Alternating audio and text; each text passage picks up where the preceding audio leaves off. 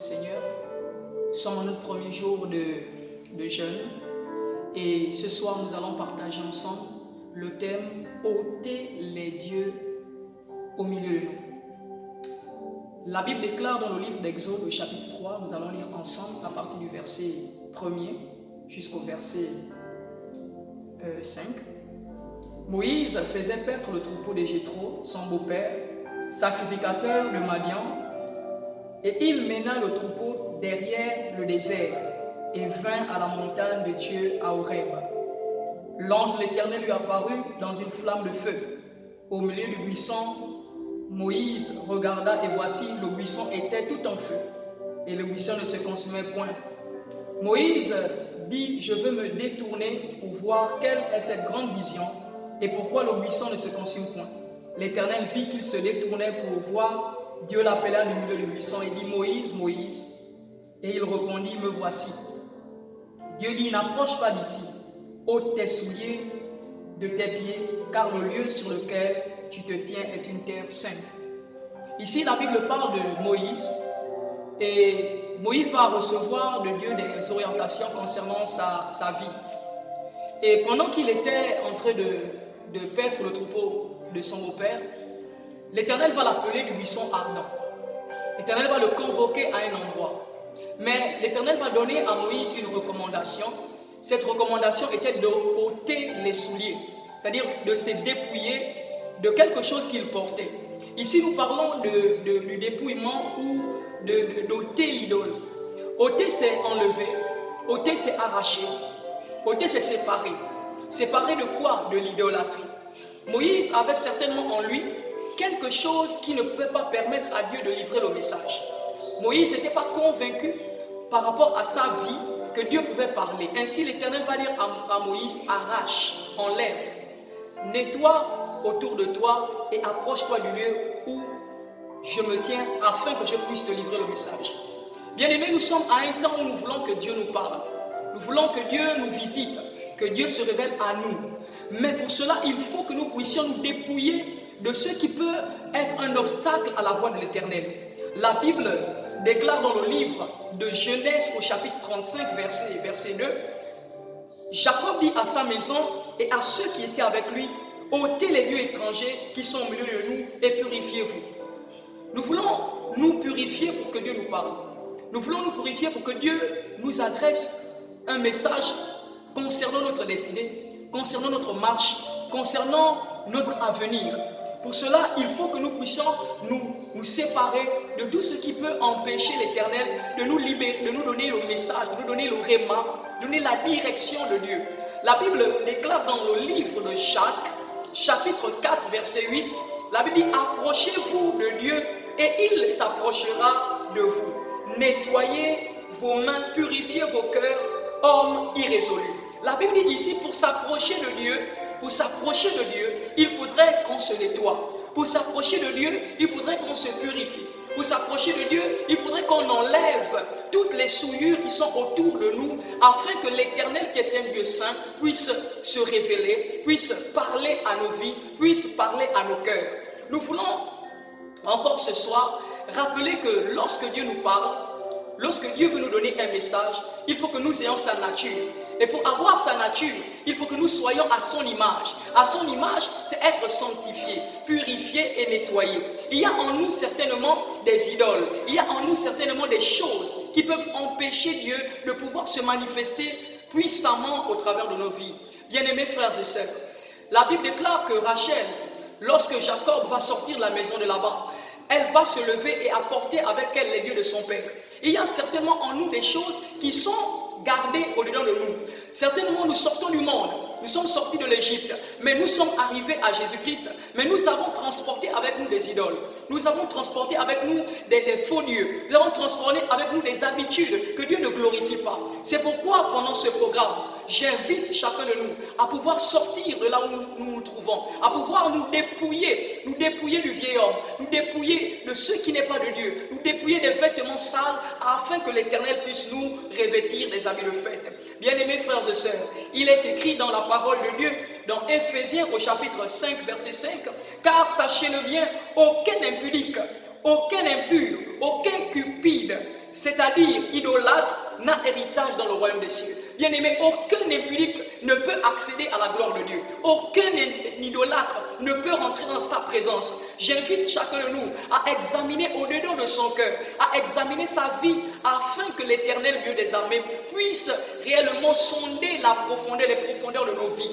sonder les profondeurs de nos âmes. Nous ne voulons pas passer une journée, nous ne voulons pas jeûner et sortir les mêmes, mais nous voulons plutôt enlever ce qui n'est pas de Dieu. Nous voulons plutôt arracher au-dedans de nous tout ce qui ne glorifie pas le nom de l'Éternel Dieu des armées. C'est pourquoi je vous invite, frères et sœurs, à pouvoir réexaminer nos voies, à pouvoir regarder au-dedans de nous, afin que l'Éternel puisse nous bénir. Alors, comment ôter les dieux ou les idoles au milieu de nous? Bien-aimés frères et sœurs, la Bible déclare dans le livre de Jean chapitre 16, verset 8, « Et quand il sera venu, il convaincra le monde de péché, de justice et de jugement. » Bien-aimés, nous ne pouvons pas ôter les idoles si nous ne sommes pas convaincus. Le Seigneur est le seul juste capable par son esprit de convaincre nos vies de péché, de convaincre nos vies de justice et même de jugement. C'est par le Saint-Esprit que nous pouvons être sûrs que l'action que nous menons, certainement en pensée, en croyant que c'est bien, le Saint-Esprit nous rappelle que cela n'est pas bien. C'est pourquoi il dit, le Saint-Esprit va nous convaincre, Jésus-Christ va nous convaincre. Je prie le Dieu Tout-Puissant que tu sois convaincu de ton état, de l'alcool que tu bois, des femmes avec qui tu sors, de la cigarette que tu fumes, quelle que soit la position où tu es, l'Éternel a encore la capacité aujourd'hui de te libérer. C'est pourquoi Dieu dit, le Seigneur nous convaincra. Par sa parole, la parole qui est libérée, le Seigneur peut te parler et te dire la situation que tu mènes ou la vie que tu mènes, ce que tu as ne glorifie pas Dieu. Prends et dépose à gauche, prends, enlève ça de toi et laisse Dieu te parler. Deuxième moment, le regret ou la tristesse à cause du péché. Bien-aimés, frères et sœurs, la tristesse, la Bible dit dans 2 Corinthiens chapitre 7 verset 10, en effet, la tristesse selon Dieu produit la repentance. Nous pouvons être tristes à des moments parce que nous avons commis des péchés. Mais la tristesse selon Dieu nous amène à nous repentir. Lorsque nous commettons un péché, lorsque nous nous séparons de Dieu, il faut en nous qu'il y ait cette tristesse par l'Esprit de Dieu qui nous amène à demander pardon à Dieu afin de revenir sur les voies de la vérité. Nous ne pouvons pas ôter les idoles, nous ne pouvons pas ôter le péché parmi nous si nous ne nous sommes pas repentis, si nous n'avons pas accepté que nous avons déçu l'Éternel, si nous n'avons pas à l'idée que nous avons abandonné la voie de Dieu. Je parle à quelqu'un qui me regarde ce soir, je parle à quelqu'un qui est certainement dans une situation difficile et je l'invite à pouvoir examiner au-dedans de lui,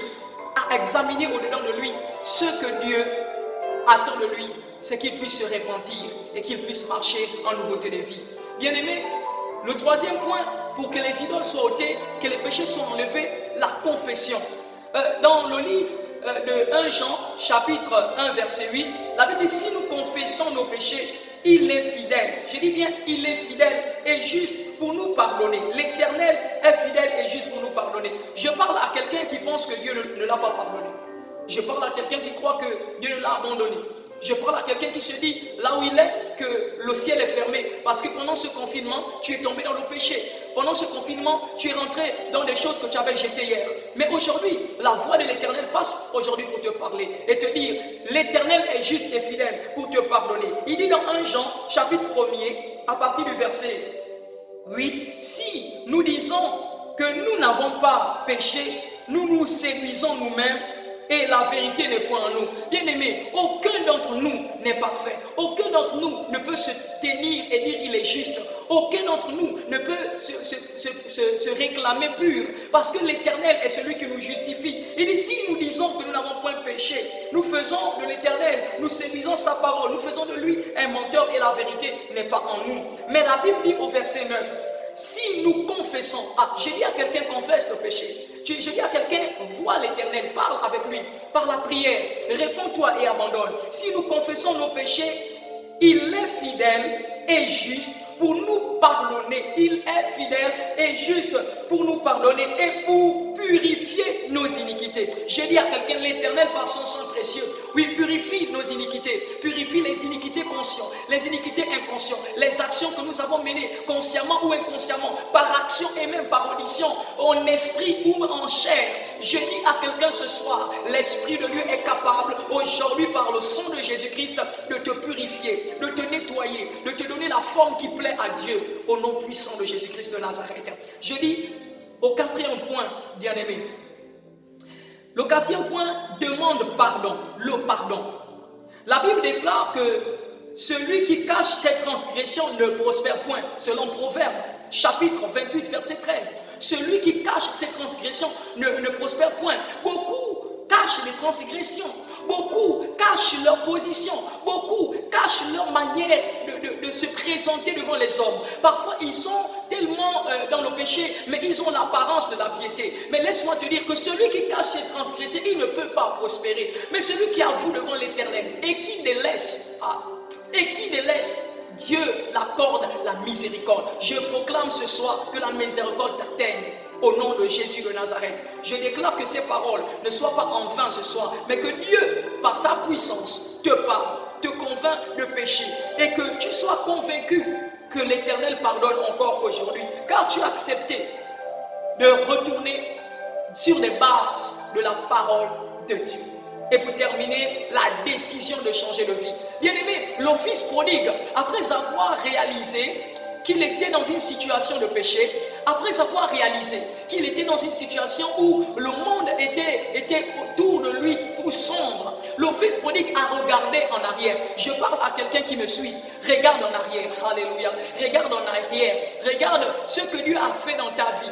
Regarde ce que Dieu a accompli pour toi depuis que tu t'es donné au Seigneur. Ne regarde pas à la chute d'aujourd'hui, mais pense à ce que Dieu veut faire avec toi. Je dis à quelqu'un ce soir, tu peux encore changer de position. Tu peux prendre la décision de revenir en tant que rétrograde, en tant que fils qui a abandonné le salut, en tant que fille qui a abandonné le salut, à dire ceci: Père, j'ai besoin de toi. Visite-moi au travers de ce programme. Je ne sais pas pourquoi je suis rentré dans ce forum. Je ne sais pas pourquoi ce message me parvient, mais je sais que tu as décidé de changer ma position. Je sais que tu as décidé de changer ma vie. C'est pourquoi je te réclame. Je te demande pardon pour tous mes péchés. Et je décide aujourd'hui de revenir sur les bases de la vérité, de revenir sur les bases du changement. Je vous invite, frères et sœurs, par les compassions de Jésus-Christ, à nous examiner, à observer au-dedans de nous si nous sommes conformes à la parole de Dieu, si nous sommes conformes à l'Éternel des armées, si nous sommes conformes à ce que Dieu veut pour nous. Bien-aimés, il peut arriver des temps où tout est sombre, il peut arriver des temps où tout est noir, mais laisse-moi te dire que Jésus-Christ est la solution. Jésus-Christ est le même hier, aujourd'hui et éternellement. Je t'invite simplement à prier là où tu es, à demander pardon à Dieu. Si tu sens ce désir, tu sens au-dedans de ton cœur le désir de te repentir, réponds-toi, mets-toi à genoux dans ta chambre, prie le Seigneur, demande pardon. Seigneur, pardonne-moi. Je t'invoque maintenant que le sang de Jésus me pénètre. J'abandonne le péché, la masturbation, la fornication, le vol, le mensonge, l'hypocrisie, toute forme de péché qui m'éloigne de ta face. Ainsi l'Éternel, qui est juste et fidèle par son sang, te purifiera, te nettoyera et te repositionnera dans les voies de la droiture. Ôte l'idole de ton cœur et marche sur les voies de Dieu. Que l'Éternel bénisse sa parole au nom de Jésus. Amen.